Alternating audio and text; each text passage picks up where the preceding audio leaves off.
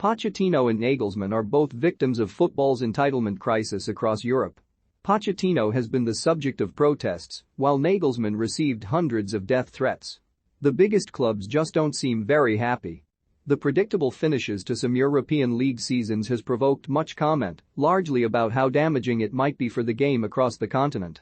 But less seems to be said of whether it might be damaging for those who work at those clubs, or perhaps even the clubs themselves.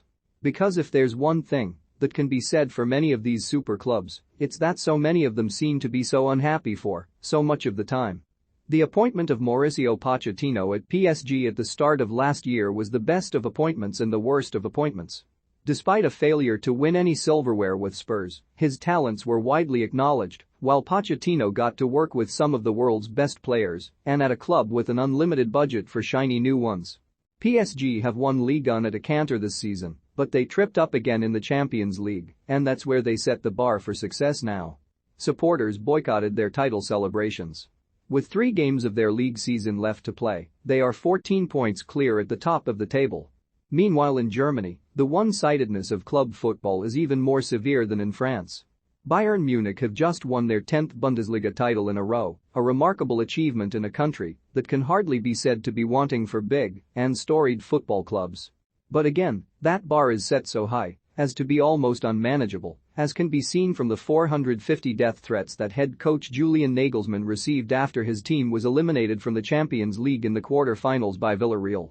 Bayern Munich are currently 12 points clear at the top of the Bundesliga. Both of these stories are particularly troubling because of the scale of the anger. In the case of PSG, the nature of their capitulation to Real Madrid in the Champions League inevitably caused anger among supporters. It was, let's face it, embarrassing, but the fact that it's still hanging in the air more than 6 weeks later surely can't be healthy for anyone concerned. For there to be talk of Pochettino leaving after they've just won the league title seems ridiculous. When PSG are talked of as being unmanageable, we usually mean their expensively assembled cadre of mega players, but when fan protests are thrown onto this bonfire as well, it looks more like the entire club. The concern is similar yet different for Bayern Munich. They should have beaten Villarreal, but the scale of such vituperation against Nagelsmann after this defeat is startling.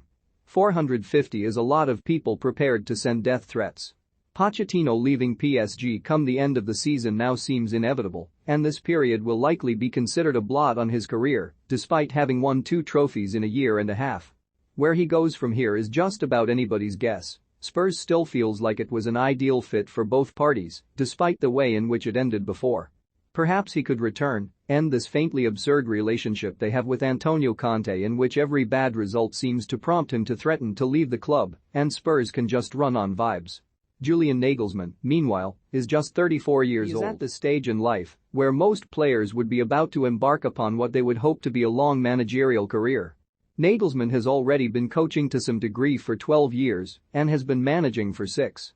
He has shown no inclination towards leaving Bayern, but where do either party go if the modern management meat grinder spits him up and chews him out by the time he's, say, 37 or 38?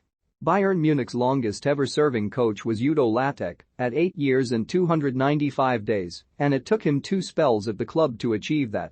Do those 450 who sent those death threats have a better solution than Julian Nagelsmann for Bayern Munich? If they feel strongly enough about it to send a death threat, perhaps they should run for the club's board. After all, Bayern are 82% fan-owned. This unhappiness seems to be almost everywhere. In England, a bomb threat was made to the Manchester United defender Harry Maguire. In Scotland, fans protested the idea of a Rangers vs Celtic friendly in Australia to a point at which the idea was abandoned. Barcelona, Real Madrid and Juventus still seem to be trying to push through a European Super League, whether anyone else wants one or not. And if we strip away what people are so angry about and whether they're right or wrong, it surely can't be doing anyone much good that so many people feel this way.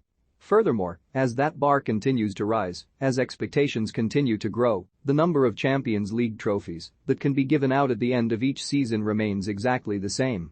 Perhaps it really is as simple as that it's all become too easy, and that this feeds boredom, and consequently anger.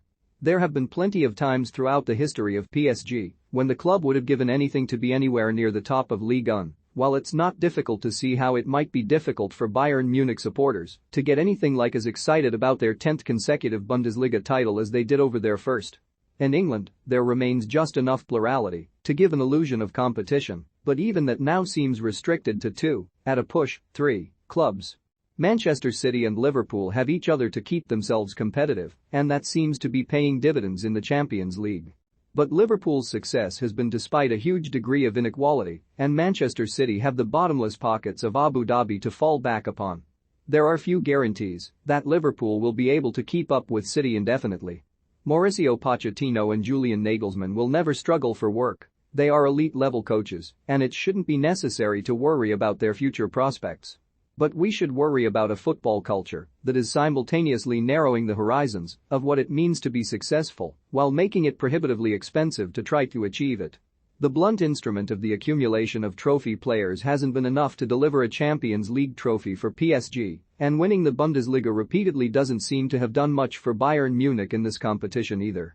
They've won it once in the last 9 years. But perhaps the point is that once in 9 years should be enough for one club in a pan-continental tournament. If football needs a reset, perhaps that should be the first aim, to lower expectations, to make football feel more competitive again, and to make silverware feel like something that has to really be earned than something that just falls into your lap every May. To return some rarity value. It's true to say that this level of anger is at least as much a reflection of an increasingly angry world as it is of football in splendid isolation, but that doesn't mean that the game itself shouldn't work harder to try and mitigate it.